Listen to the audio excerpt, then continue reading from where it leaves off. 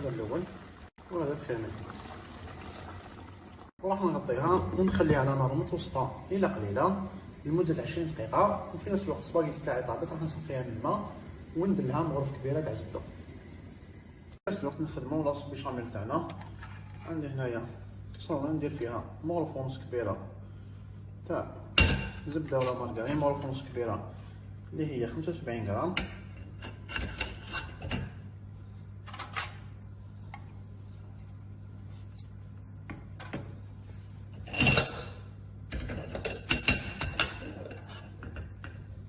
ونخليها تذوب.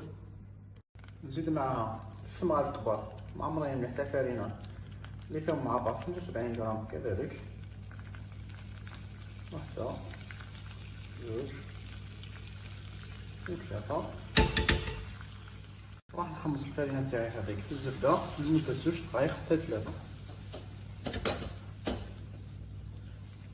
أنا عندي غير 3 حليب نبازل بشوية ونخلط.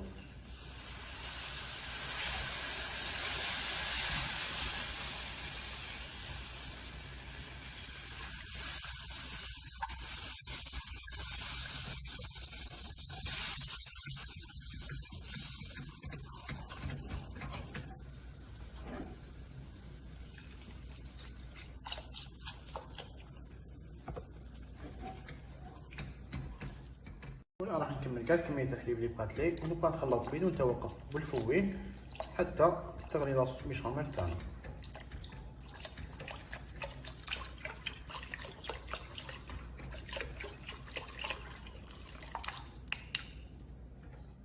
هنايا لاصوص بيشاميل تاعنا بدات تغلي، راح نطفي عليها.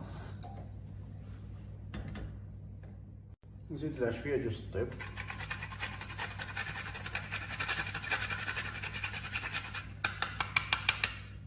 شوية فلفل اسود